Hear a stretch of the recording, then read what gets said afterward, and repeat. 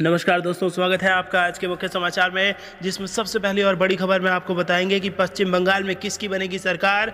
इसका आ चुका है ओपिनियन पोल का नतीजा और भाजपा की उड़ चुकी है नींद। इसी के साथ दूसरी बड़ी खबर में आपको बताएंगे कि सुप्रीम कोर्ट की टिप्पणी के बाद बोले किसान संगठन, ट्रैक्टर रैली निकालना किसानों का संवैधानिक अधिकार है। सुप्रीम कोर्ट की टिप्पणी पर बोले राकेश टिकैत, हम झगड़ा नहीं गण का उत्सव मनाएंगे। और तीसरी बड़ी खबर में जिक्र होगा कि लोजपा में चिराग पासवान के खिलाफ बड़ी बगावत, बिहार में गरमाई सियासत, जेडीयू बोला अब टुकुर टुकुर देखते रहिए। दोस्तों, हर एक खबर की गहराई में आपको ले जाएंगे, लेकिन उससे पहले अगर आप भी देश के किसानों के साथ खड़े हैं तो आप अभी इस वीडियो को लाइक कीजिए और इस लाल बटन को दबा के इस चैनल को फ्री में सब्सक्राइब करके घंटी बजाकर कमेंट में लिखिए जय हिंद। दोस्तों, रुक करते हैं तमाम बड़ी खबरों की तरफ। ओपिनियन पोल 2021, पश्चिम बंगाल में किसकी बनेगी सरकार, जानिए क्या है जनता की राय। जी हां दोस्तों, इस साल देश के 5 बड़े राज्यों में विधानसभा चुनाव होने हैं, जिसको लेकर राजनीतिक दलों ने अभी से कम्पेश में अपनी पूरी ताकत झोंक दी है। हालांकि अभी तक विधानसभा चुनाव की तारीखों का ऐलान नहीं किया गया है, लेकिन 5 राज्यों पश्चिम बंगाल, असम, तमिलनाडु, पुडुचेरी और केरल में वर्तमान सरकारें अपनी उपलब्धियां गिना रही हैं। इस साल सबकी नजरें मुख्यमंत्री ममता बनर्जी के गढ़ में होने वाले विधानसभा चुनाव पर रहेंगी। हाल ही में सामने आए एक ओपिनियन पोल में ममता सरकार के लिए राहत की खबर सामने आई है। एबीपी न्यूज द्वारा पश्चिम बंगाल में कराए गए एक सर्वे की माने तो आगामी विधानसभा चुनाव में एक बार फिर ममता सरकार का परचम लहरा सकता है। ओपिनियन पोल के मुताबिक राज्य की जनता एक बार फिर से ममता बनर्जी की सत्ता में वापसी करा सकती है। पोल की माने तो विधानसभा चुनाव 2021 में तृणमूल कांग्रेस को 154 से 162 सीटें मिल सकती है। वहीं बीजेपी को 98 से 106 सीटें, कांग्रेस गठबंधन को 26 से 34 सीटें और अन्य को 2 से 6 सीटें मिलने की उम्मीद है। बता दें कि पश्चिम बंगाल की 294 विधानसभा सीटों के लिए राजनीतिक दलों के बीच जोरदार घमासान होगा। इस चुनाव में महाराष्ट्र में बीजेपी की पूर्व सहयोगी पार्टी शिवसेना भी हिस्सा लेगी। हाल ही में पार्टी की बैठक के बाद संजय राउत ने इस बात का ऐलान किया। पश्चिम बंगाल में जनता के मूड की बात करें तो ज्यादातर लोग मुख्यमंत्री ममता बनर्जी के काम से संतुष्ट हैं। सर्वे के मुताबिक 43% लोग पश्चिम बंगाल सरकार के काम से बहुत संतुष्ट दिखे, जबकि 32% लोग मुख्यमंत्री के कामकाज से संतुष्ट हैं। वहीं 3% लोग इस मुद्दे पर अपनी राय नहीं बना सके और 22% लोग राज्य सरकार के काम से खुश नहीं हैं। रुख करते हैं अगली खबर की तरफ। सुप्रीम कोर्ट की टिप्पणी के बाद बोले किसान संगठन, ट्रैक्टर रैली निकालना किसानों का संवैधानिक अधिकार है। सुप्रीम कोर्ट की टिप्पणी पर बोले राकेश टिकैत, हम झगड़ा नहीं गण का उत्सव मनाएंगे। जी हां दोस्तों, केंद्र सरकार के 3 नए कृषि कानूनों का विरोध कर रहे किसान संगठन के नेताओं से सोमवार को कहा कि शांतिपूर्वक ट्रैक्टर रैली निकालना किसानों का संवैधानिक अधिकार है और 26 जनवरी को प्रस्तावित इस रैली में हजारों लोग भाग लेंगे। उच्चतम न्यायालय ने सोमवार को कहा कि प्रदर्शनकारी किसानों की राष्ट्रीय राजधानी में प्रवेश के बारे में फैसला करने का पहला अधिकार दिल्ली पुलिस का है। भारतीय किसान यूनियन पंजाब के महासचिव परमजीत सिंह ने कहा कि किसान राजपथ और उच्च सुरक्षा वाले क्षेत्रों में रैली नहीं निकालने जा रहे। उन्होंने कहा कि वे केवल दिल्ली में आउटर रिंग रोड पर रैली निकालेंगे और इससे आधिकारिक गणतंत्र दिवस परेड में कोई बाधा उत्पन्न नहीं होगी। सिंह ने कहा, हम दिल्ली की सीमाओं पर अटके हुए हैं, हमने इन सीमाओं पर बैठने का फैसला स्वयं नहीं किया था, हमें दिल्ली में प्रवेश करने से रोका गया। हम कानून व्यवस्था बाधित किए बिना शांतिपूर्वक रैली निकालेंगे, हम हमारे संवैधानिक अधिकार का इस्तेमाल करेंगे और निश्चित ही दिल्ली में प्रवेश करेंगे। अखिल भारतीय किसान सभा के उपाध्यक्ष लखबीर सिंह ने कहा कि किसान 26 जनवरी को आउटर रिंग रोड पर ट्रैक्टर ट्रॉली निकालने के बाद प्रदर्शन स्थलों पर लौटेंगे। लखबीर ने कहा, यदि दिल्ली पुलिस को गणतंत्र दिवस पर कानून व्यवस्था को लेकर कोई समस्या है तो वे संयुक्त किसान मोर्चा के साथ बैठक कर सकते हैं और ट्रैक्टर रैली के लिए वैकल्पिक मार्गों के बारे में बता सकते हैं। इसके बाद हमारी किसान समिति इस पर फैसला करेगी, लेकिन यह स्पष्ट है कि राष्ट्रीय राजधानी में 26 जनवरी को ट्रैक्टर रैली निकाली जाएगी। उच्चतम न्यायालय ने सोमवार को केंद्र सरकार से कहा कि 26 जनवरी को किसानों की प्रस्तावित ट्रैक्टर रैली कानून व्यवस्था से जुड़ा मामला है और यह फैसला करने का पहला अधिकार पुलिस को है कि राष्ट्रीय राजधानी में किसे प्रवेश की अनुमति दी जानी चाहिए। प्रस्तावित ट्रैक्टर या ट्रॉली रैली अथवा गणतंत्र दिवस पर समारोह एवं सभाओं को बाधित करने की कोशिश करने पर तथा अन्य प्रकार के प्रदर्शनों पर रोक लगाने के लिए केंद्र की याचिका पर सुनवाई के दौरान शीर्ष अदालत ने कहा कि पुलिस के पास इस मामले से निपटने का पूरा अधिकार है। रुख करते हैं अगली खबर की तरफ। एलजेपी में चिराग के खिलाफ बड़ी बगावत, बिहार में गरमाई सियासत, जेडीयू बोला अब टुकुर टुकुर देखते रहिए। जी हां दोस्तों, लोक जनशक्ति पार्टी में बगावत व भगदड़ का दौर है। पार्टी के 27 नेताओं ने एक साथ इस्तीफा देकर बगावत का झंडा लहरा दिया है। बड़ी बात यह है कि उन्होंने राष्ट्रीय जनतांत्रिक गठबंधन को अपना समर्थन देने की घोषणा की है। इस पर एलजेपी ने कहा कि पार्टी से विष के निकल जाने के बाद अब केवल अमृत बचा है। उधर एलजेपी में बगावत पर जनता दल यूनाइटेड ने भी निशाना साधा है। इस बीच हालात पर विमर्श करने के लिए पार्टी सुप्रीमो चिराग पासवान ने आज अहम बैठक बुलाई है। चिराग के खिलाफ बगावत, 27 ने छोड़ी पार्टी। बिहार विधानसभा चुनाव में जेडीयू को कमजोर करने में एलजेपी ने बड़ी भूमिका निभाई। इसके बावजूद नीतीश कुमार मुख्यमंत्री बने। अब एलजेपी में पार्टी सुप्रीमो चिराग पासवान के खिलाफ बगावत के सुर फूट रहे हैं। रविवार को पार्टी के पूर्व महासचिव केशव सिंह समेत 27 नेताओं ने इस्तीफा देने की घोषणा कर दी। विदित हो कि इसके पहले केशव सिंह को पार्टी विरोधी गतिविधियों में संलिप्तता और अनुशासनहीनता के आरोप में पार्टी से 6 साल के लिए निष्कासित किया जा चुका था। एनडीए के घटक दलों के संपर्क में बागी नेता पार्टी छोड़ने के बाद सभी नेता संयुक्त रूप से मीडिया के सामने आए। इस दौरान केशव सिंह ने चिराग पासवान पर प्रशांत किशोर के साथ महागठबंधन से मिलकर नीतीश कुमार को हराने की साजिश करने का आरोप लगाया। साथ ही उन्हें अपनी ही पार्टी खत्म करने वाला भस्मासुर करार दिया। कहा कि चिराग पासवान ने रामविलास पासवान के सपनों को चकनाचूर कर दिया है। उन्होंने एनडीए को समर्थन देने की घोषणा की। मिली जानकारी के अनुसार वे बीजेपी व जेडीयू के अलावा हिंदुस्तानी आवाम मोर्चा तथा विकासशील इंसान पार्टी के भी संपर्क में हैं। रुख करते हैं अगली खबर की तरफ। ममता को मिला सहारा, बंगाल चुनाव से पहले बोले अखिलेश, बीजेपी को हराने के लिए टीएमसी को देंगे समर्थन। जी हां दोस्तों, पश्चिम बंगाल में इसी साल विधानसभा चुनाव होने हैं। चुनाव से पहले ममता बनर्जी को सहारा मिला है समाजवादी पार्टी का। समाजवादी पार्टी के मुखिया और उत्तर प्रदेश के पूर्व मुख्यमंत्री अखिलेश यादव ने ऐलान किया है कि उनकी पार्टी पश्चिम बंगाल चुनाव में भारतीय जनता पार्टी को हराने के लिए उनकी पार्टी ने ममता बनर्जी को सपोर्ट करने का फैसला किया है। बीजेपी नफरत फैलाकर जीतना चाहती है, जैसे उन्होंने साल 2017 के यूपी चुनाव में नफरत फैलाकर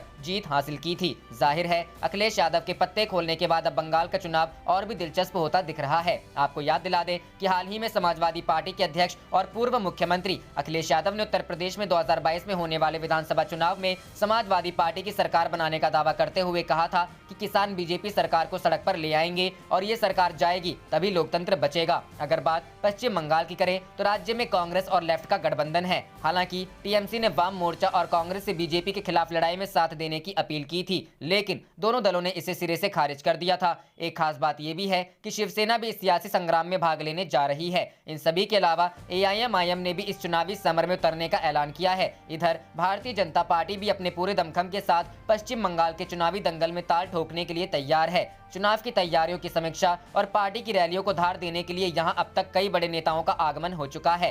साल 2016 के विधानसभा चुनाव में जहां तृणमूल कांग्रेस ने जीत हासिल की थी और बीजेपी को 10.16% वोट के साथ सिर्फ 3 सीटें ही मिली थी, वहीं 2019 आते आते परिस्थितियां बदल गईं और लोकसभा चुनाव में बीजेपी पश्चिम बंगाल की दूसरी सबसे बड़ी पार्टी बनकर उभरी थी। रुख करते हैं अगली खबर की तरफ। लद्दाख में तनाव के बीच चीन ने अरुणाचल में बसाया गांव, सैटेलाइट तस्वीरों से उठे गंभीर सवाल। जी हां दोस्तों, पूर्वी लद्दाख में एलएसी पर जारी विवाद के बीच भी चीन अपनी हरकतों से बाज नहीं आ रहा है। ताज़ा सैटेलाइट तस्वीरों से खुलासा हुआ है कि चीन ने भारत के उत्तर पूर्वी राज्य अरुणाचल प्रदेश में एक गांव बना लिया है। इतना ही नहीं, वहां करीब 101 घर भी बन चुके हैं। अंग्रेजी न्यूज चैनल एनडीटीवी ने खबर में यह दावा किया है। जनसत्ता की खबर के अनुसार अंग्रेजी न्यूज चैनल ने 1 नवंबर 2020 को ली गई इन तस्वीरों को कई एक्सपर्ट्स को दिखाया गया तो उन्होंने वहां निर्माण की पुष्टि की। एक्सपर्ट्स ने बताया कि भारतीय जमीन पर लगभग 4.5 किलोमीटर के दायरे में गांव बसाया गया है और यह भारत के लिए एक बड़ी और गंभीर चिंता का विषय है। यह गांव पिछले साल ही वहां बसा है, क्योंकि ताज़ा फोटो में जो निर्माण नजर आ रहा है वह साल भर पहले तक नहीं था। खबर के अनुसार यह गांव सारी चू नामक नदी के किनारे बसाया गया है, जो ऊपरी सुबनसिरी जिले में आती है। इस क्षेत्र को लेकर भी भारत और चीन के बीच लंबे समय से विवाद रहा है। खबर में दावा किया गया है कि चैनल ने जब इन तस्वीरों के बारे में विदेश मंत्रालय से पूछा तो बताया गया कि भारत से सटे सीमाई इलाकों में चीन निर्माण कार्य कर रहा है। ऐसी रिपोर्ट हाल में देखी गई है। चीन पिछले कुछ सालों से इस तरह का निर्माण करता रहा है। हालांकि मंत्रालय की ओर से यह भी कहा गया कि कुछ समय से भारत भी सीमा वाले इलाकों में इंफ्रास्ट्रक्चर संबंधी विकास कार्य कर रहा है और सैन्य तैनाती भी की जा रही है। गौरतलब है कि चीन ने हिमालय के पूर्वी क्षेत्र में इस गांव का निर्माण तब किया है जब हिमालय के पश्चिमी हिस्से में पूर्वी लद्दाख में एलएसी पर दोनों देशों के बीच कई महीने से तनाव जारी है। पिछले साल जून में पूर्वी लद्दाख के गलवान घाटी में भारत और चीन के जवानों के बीच हुए खूनी संघर्ष में भारतीय सेना के 20 जवान शहीद हो गए थे। भारत का दावा है कि झड़प में चीन की सेना को भी नुकसान हुआ था, मगर चीन ने इस बात को कभी स्वीकार नहीं किया।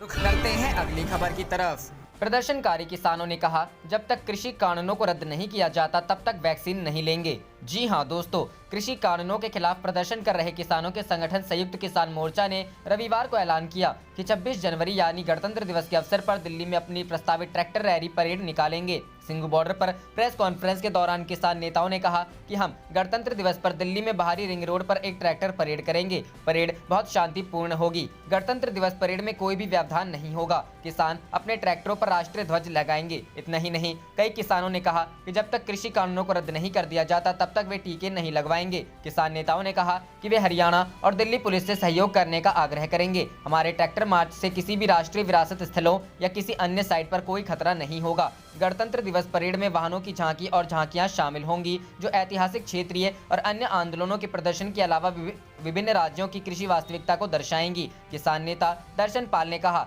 कि इस दौरान किसी भी राजनीतिक पार्टी के झंडे की अनुमति नहीं दी जाएगी। इस बीच कोरोना के खिलाफ भारत के टीकाकरण अभियान की शुरुआत करने के एक दिन बाद दिल्ली की सीमाओं पर विरोध कर रहे किसानों ने कहा कि वे तीनों विवादास्पद कृषि कानूनों को निरस्त करने से पहले अपने गृह राज्यों में जानकर वैक्सीन लेने के लिए राजधानी नहीं छोड़ेंगे। रविवार को 63 साल के चामकौर सिंह और पंजाब के मोगा जिले के 61 वर्षीय उनके दोस्त दविंदर सिंह ने कहा कि जब तक कि तीनों नए कृषि कानूनों को रद्द नहीं किया जाता वे अपने गांव में टीकाकरण के लिए वापस नहीं आएंगे। यहां ध्यान देना जरूरी है कि कोरोना टीकाकरण के पहले फेज में health care workers, front line workers और उसके बाद 50 साल से अधिक उम्र के लोगों को टीका लगाया जाएगा। और दिल्ली की सीमाओं पर प्रदर्शन कर रहे किसानों में सबसे अधिक संख्या 50 साल से अधिक उम्र वालों की है।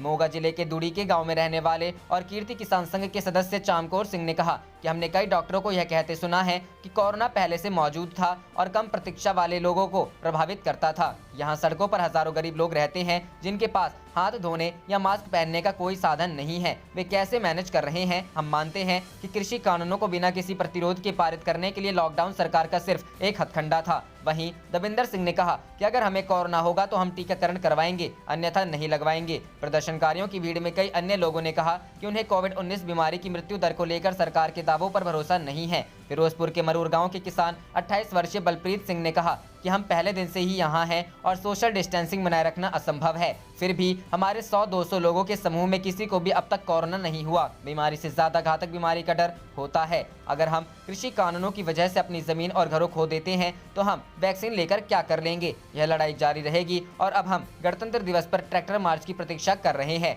रुक करते हैं अगली खबर की तरफ। किसानों की ट्रैक्टर रैली पर बोला सुप्रीम कोर्ट, दिल्ली में कौन आएगा कौन नहीं यह तय करना पुलिस का काम। अब बुधवार को अगली सुनवाई। जी हां दोस्तों, केंद्र के कृषि कानूनों के खिलाफ जारी हल्ला बोल के बीच किसानों ने ऐलान किया है कि वे 26 जनवरी यानी गणतंत्र दिवस पर दिल्ली में ट्रैक्टर रैली निकालेंगे। मगर इसे रोकने के लिए दिल्ली पुलिस ने सुप्रीम कोर्ट का दरवाजा खटखटाया है, जिस पर आज सुनवाई हुई। सुनवाई के दौरान सुप्रीम कोर्ट ने कहा कि यह दिल्ली पुलिस का काम है कि वह तय करे कि दिल्ली में कौन आएगा और कौन नहीं। कोर्ट ने कहा कि शहर में कितने लोग कैसे आएंगे ये पुलिस तय करेगी। अब इस मामले पर बुधवार यानी 20 जनवरी को सुनवाई होगी। सुनवाई के दौरान चीफ जस्टिस ने कहा यह मामला कानून व्यवस्था से जुड़ा है और इसके बारे में फैसला पुलिस लेगी। इस मामले से निपटने के लिए आपके पास सारे अधिकार हैं। दिल्ली में किसे प्रवेश देना चाहिए इस बारे में फैसला करने का पहला अधिकार पुलिस को है। हम आपको यह नहीं बताने जा रहे हैं कि आपको क्या करना चाहिए। इस विषय पर 20 जनवरी को विचार करेंगे। पीठ ने कहा दिल्ली में प्रवेश का मामला न्याय व्यवस्था से जुड़ा है और पुलिस इस पर फैसला करेगी। उसने कहा अटॉर्नी जनरल, हम इस मामले की सुनवाई स्थगित कर रहे हैं और आपके पास इस मामले से निपटने का पूरा अधिकार है। दरअसल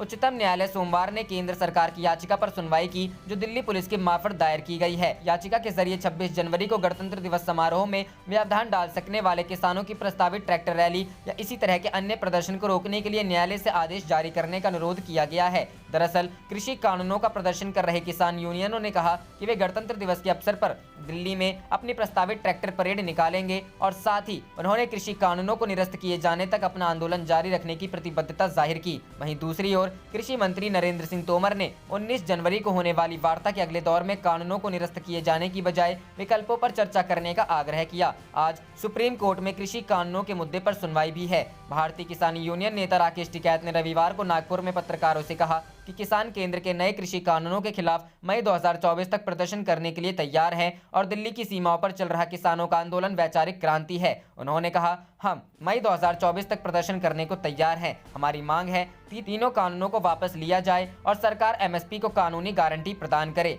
यूनियन नेता योगेंद्र यादव ने सिंगू सीमा स्थित प्रदर्शन स्थल पर एक संवाददाता सम्मेलन को संबोधित करते हुए कहा हम गणतंत्र दिवस पर दिल्ली में बाहरी रिंग रोड पर एक ट्रैक्टर परेड करेंगे। परेड बहुत शांतिपूर्ण होगी। गणतंत्र दिवस परेड में कोई भी व्यवधान नहीं होगा। किसान अपने ट्रैक्टरों पर राष्ट्रीय ध्वज लगाएंगे। प्राधिकारियों ने किसानों द्वारा प्रस्तावित ट्रैक्टर मार्च या ऐसे किसी अन्य प्रकार के विरोध प्रदर्शन पर रोक की मांग को लेकर उच्चतम न्यायालय का रुख किया है, ताकि 26 जनवरी को गणतंत्र दिवस समारोह में किसी तरह की बाधा न आए। यह मामला अदालत में लंबित है। रुख करते हैं अगली खबर की तरफ। ट्रैक्टर रैली को लेकर सुप्रीम कोर्ट की टिप्पणी पर बोले किसान नेता, ये हमारी जीत। जी हां दोस्तों, सुप्रीम कोर्ट ने सोमवार को कहा कि किसानों को ट्रैक्टर रैली निकालने देनी है या नहीं, ये तय करना पुलिस का काम है। ऐसे में अब गणतंत्र दिवस के दिन किसानों का ट्रैक्टर मार्च होगा, इस पर दिल्ली पुलिस के हाथ में गेंद जाती दिख रही है। हालांकि अदालत में बुधवार को फिर मामला सुना जाएगा। किसान नेता सतराम सिंह पन्नू का कहना है कि सुप्रीम कोर्ट का ट्रैक्टर रैली के मामले में दखल न देना किसानों की जीत है। पुलिस और केंद्र सरकार इस मसले पर किसानों से बात करे,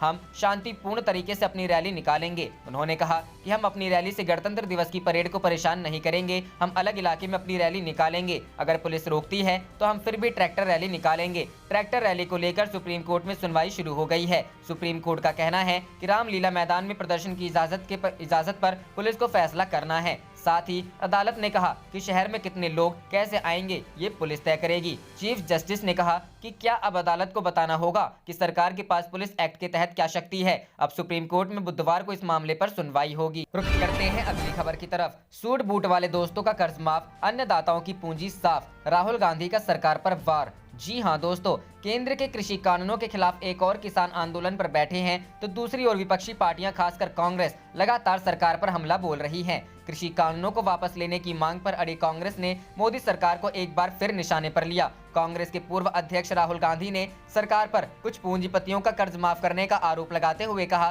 कि केंद्र सरकार अन्नदाताओं की पूंजी साफ करने में लगी है। राहुल गांधी ने सोमवार को ग्राफिक्स शेयर करते हुए ट्वीट में लिखा, अपने सूट बूट वाले दोस्तों का 8,75,000 करोड़ कर्ज माफ करने वाली मोदी सरकार अन्नदाताओं की पूंजी साफ करने में लगी है। बता दें कि कृषि कानूनों के खिलाफ किसान पिछले 50 दिनों से ज्यादा समय से दिल्ली की सीमा पर डटे हैं। प्रदर्शनकारी किसान कृषि कानूनों को रद्द करने से कम पर मानने को तैयार नहीं है। सरकार की गतिरोध खत्म करने की अब तक की सारी कोशिशें नाकाम साबित हुई हैं। किसानों ने 26 जनवरी को दिल्ली में किसान परेड निकालने की चेतावनी दी है। इस बीच सुप्रीम कोर्ट कृषि कानूनों और दिल्ली की सीमाओं पर किसानों के प्रदर्शनों से जुड़ी याचिकाओं पर आज सुनवाई करेगा। शीर्ष अदालत गतिरोध को समाप्त करने के लिए समिति के एक सदस्य के अलग कर लेने के मामले पर भी ध्यान दे सकती है।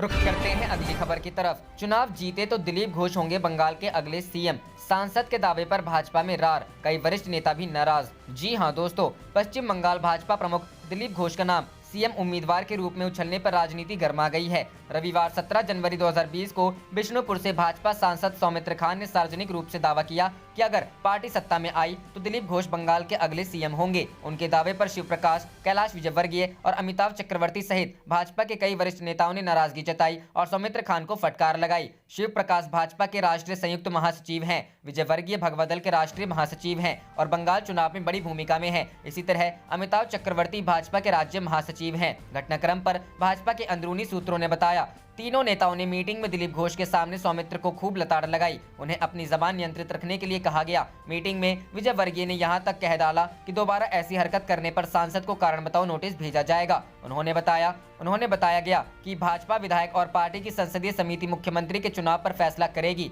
हाल ही में पश्चिम मिदनापुर के देउली में एक जनसभा को संबोधित करते हुए खान ने कहा कि दिलीप घोष बंगाल के अगले सीएम होंगे। उन्होंने कहा, दिलीप दादा सच्चे नेता हैं, उन्होंने पारिवारिक जीवन तक भी नहीं जिया, मुझे पूरा विश्वास है कि वो एक दिन बंगाल के सीएम बनेंगे। मामले में भाजपा पदाधिकारी ने कहा कि पार्टी ने अभी स्पष्ट नहीं किया है कि राज्य का अगला सीएम उम्मीदवार कौन होगा। केंद्रीय मंत्री अमित शाह ने सिर्फ इतना बताया कि मुख्यमंत्री चेहरा बंगाल की मिट्टी का ही होगा। हालांकि पार्टी में सीएम पद के कोई दावेदार भी हैं। भाजपा सूत्रों के अनुसार अगर विधानसभा चुनाव में भाजपा बहुमत लाती है तो निसंदेह घोष इस पद के प्रमुख दावेदार हैं। हालांकि पार्टी के राज्यसभा सदस्य स्वपन दासगुप्ता, केंद्रीय मंत्री बाबुल सुप्रियो, सांसद लॉकेट चटर्जी, टीएमसी छोड़ भगवा दल में आए शुभेंदु अधिकारी भी प्रमुख दावेदारों में से एक माने जा रहे हैं। जानना चाहिए कि राज्य में भाजपा नेता अगले महीने में बंगाल में रथ यात्रा निकालने की योजना पर काम कर रहे हैं। ये रथ यात्रा राज्य की सभी 294 विधानसभा सीटों को कवर करने वाली है।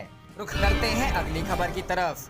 नागपुर में बोले भाकियू नेता राकेश टिकैत, किसान मई 2024 तक प्रदर्शन के लिए तैयार। जी हां दोस्तों, भारतीय किसान यूनियन नेता राकेश टिकैत ने रविवार को कहा कि किसान केंद्र के नए कृषि कानूनों के खिलाफ मई 2024 तक प्रदर्शन करने के लिए तैयार हैं और दिल्ली की सीमाओं पर चल रहा किसानों का आंदोलन वैचारिक क्रांति है। नागपुर में संवाददाता सम्मेलन को संबोधित करते हुए टिकैत ने कहा कि वे न्यूनतम समर्थन मूल्य पर कानूनी गारंटी चाहते हैं। कृषि कानूनों के खिलाफ किसान 26 नवंबर 2020 से दिल्ली की सीमाओं पर प्रदर्शन कर रहे हैं। उनकी मांग है कि तीनों नए कानूनों को वापस लिया जाए, जिन्हें केंद्र ने कृषि क्षेत्र में बड़ा सुधार बताया है। किसानों ने आशंका जताई है कि नए कानून एमएसपी के सुरक्षा घेरे को समाप्त करने और मंडी प्रणाली को बंद करने का रास्ता साफ करेंगे। उच्चतम न्यायालय ने गत मंगलवार को नए कृषि कानूनों के क्रियान्वयन पर अगले आदेश तक रोक लगा दी। टिकैत से जब पूछा गया कि किसान कब तक प्रदर्शन करेंगे, इस पर उन्होंने कहा कि हम मई 2024 तक प्रदर्शन करने को तैयार हैं। हमारी मांग है कि तीनों कानूनों को वापस लिया जाए और सरकार एमएसपी को कानूनी गारंटी प्रदान करे।